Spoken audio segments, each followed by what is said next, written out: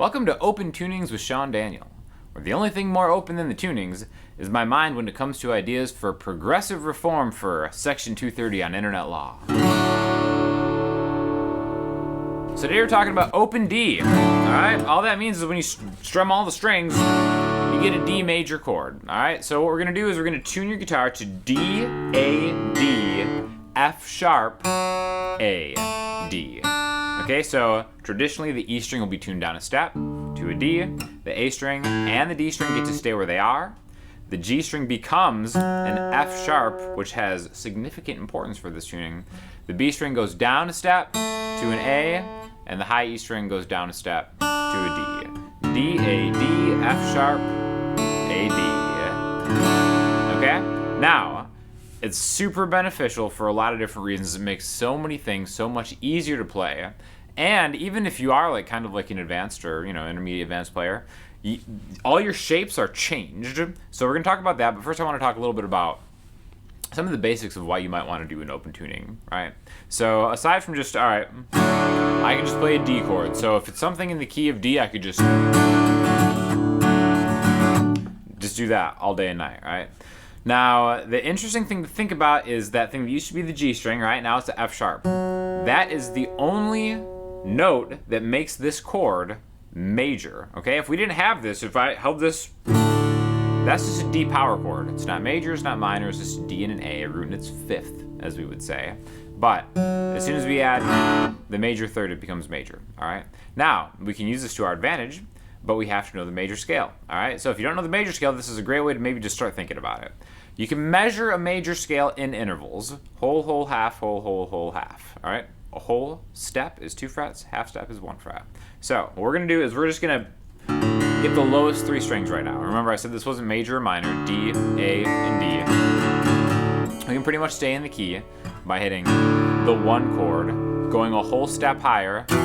That's the 2 chord, a whole step higher. The 3 chord, a whole step higher. That's the 4 chord, all right? So let's start right there. Whole, whole, half. Okay, I'm rocking out the Taylor A16 they just sent me. Really cool guitar. Whole, whole, half. You can also get the strings on top. The beautiful thing about when you're staying in the key of D in open D tuning is all of the strings are fair game. So even if you're playing a minor chord,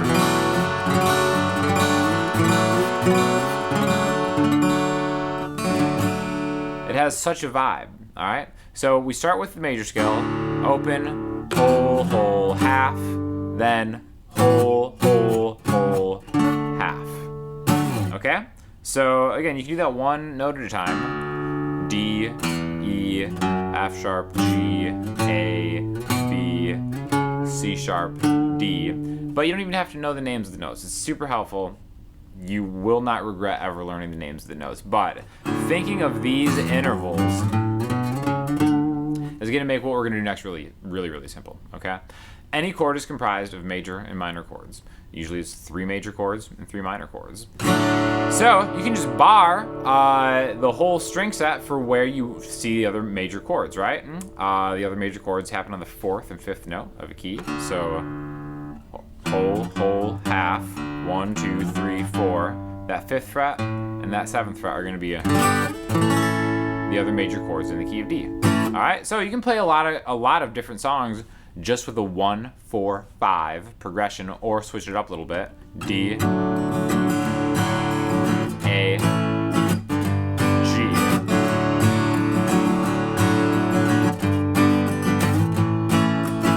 Okay, but I think, unless you're just kind of clinically, weirdly, bizarrely happy and you just want to listen to 1, 4, 5 songs all the time, you want to spice up some of those minor chords, okay? So we're going to throw the pick away and we're going to start talking about how we can maybe start incorporating fingerstyle stuff and what you have to do to play the minor chords. It's super easy. It's the same thing, but like I said, that 3rd string from the bottom, right, what used to be the G string, is now an F sharp. That's a major 3rd, okay?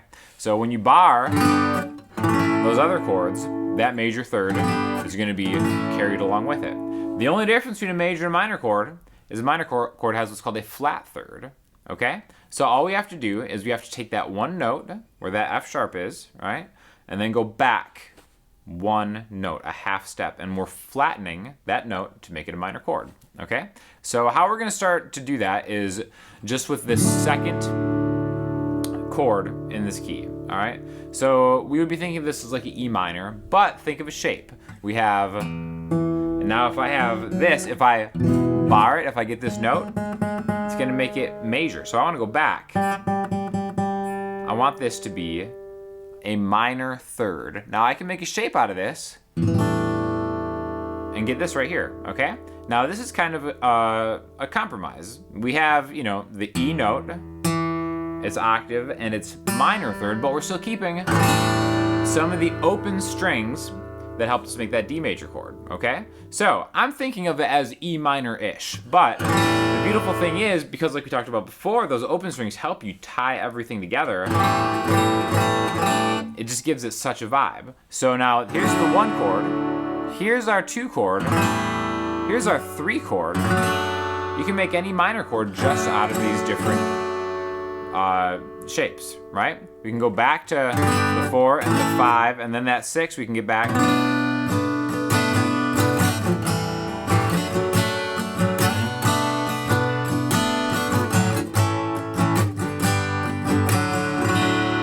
It'll always sound really good just doing that kind of thing.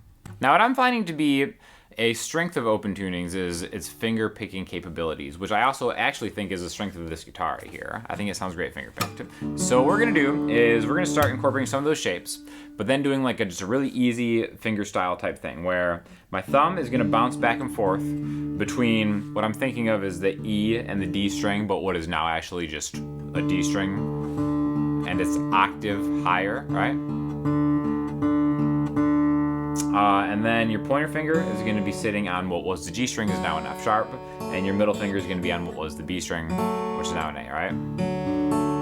Okay, so when you just do that, you can actually just kind of go back and forth like this.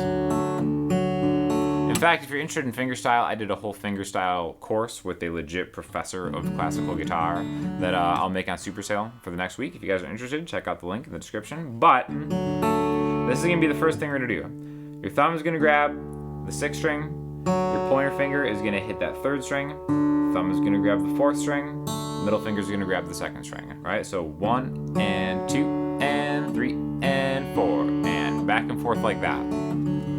Okay, now we can go through those same shapes. All right, remember how we just did this?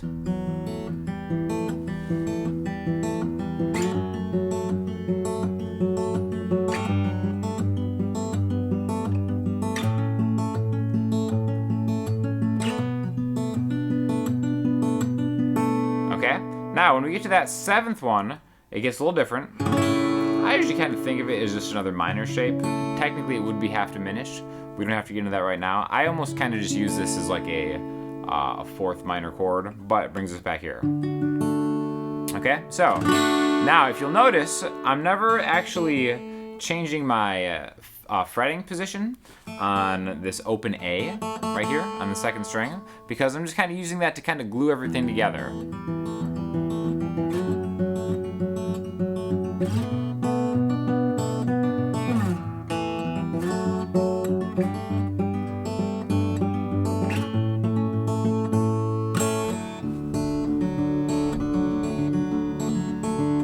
And you'll notice I changed the finger picking pattern up a little bit. Again, any finger picking pattern is going to work in this. But it's all kind of built around this pulse of jumping back and forth between the 6th and the 4th strings, okay? Now again, all that just becomes really, really easy when you think of them as a major chord, a minor chord, a minor chord, a major chord, a major chord, another minor chord, a little spicy minor chord at the end there, and then another major chord, like that. But it's also really, really fun to experiment in an open tuning, and aside from just playing the chords kind of somewhat traditionally, just major or minor for the most part, like that, I think it's cool to kind of use these as guidelines for just notes that you can always use and kind of make your own patterns out of, okay? So for instance, let's focus in on the 5th and 7th frets. Remember we said that was the 4 and the 5 chord in the 1, 2, 3, 4, 5, right? So I know that all of these notes fretted on the 5th and 7th frets are going to be fair game for something. So I can kind of just play around in this open tuning.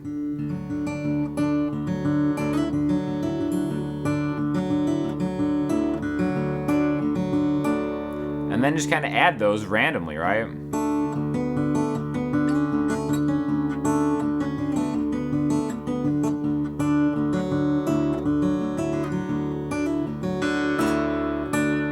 I just know that any of these are going to sound good because open, 4, 5, right? You can start combining them, like...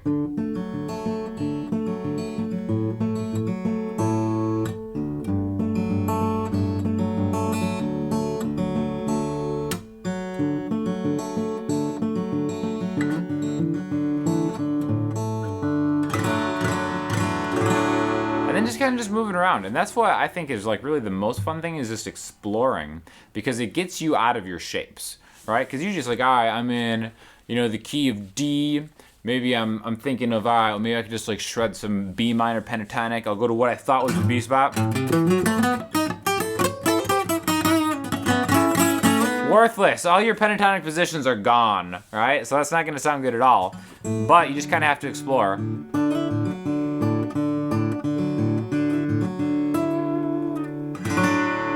You kind of get new cool sounds, right? So, mess around in open tuning. You're probably going to need another guitar to keep in open tuning. Thank me for that later. But just get a cool finger picking pattern and then just start exploring. And I think you'll be surprised at how fun it is and how easy and accessible it is. So if you're ever in like a rut or something on guitar, because we all know that it's kind of easy to plateau in certain time frames for different milestones for just playing regularly. Just get a guitar, put it in open tuning, and just kind of explore it. Because I think it's a good way to maybe kind of recapture some of that. It's kind of like the fun of being a beginner, but not having to fight your hands and your dexterity and hand-eye coordination like you did at the beginner. So it's taking all the cool stuff from being a beginner, as far as like, oh, your eyes being open to like, these are new shapes you're exploring. Oh, this sounds cool. I didn't know that was going to sound good. Kind of some of that mystery. But without thinking too hard about it, using a little bit of music theory, all it is, major scale, right? And then, you know, regain that beginner's mindset, but do it from an educated stance and have a lot of fun doing it. So thanks for checking it out. If you have any questions or comments, hit me up in the comment section, Instagram, Twitter, or the website. Definitely check out that Fingerstyle course, because it is an incredible value. There's just like hours and hours of stuff from, like I said, like a certified legit professor, not just like an internet YouTube clown. My buddy Kyle, we both teach a bunch of songs and talk about our philosophies on fingerstyle. So check that out. And like I said, if you have any questions, let me know.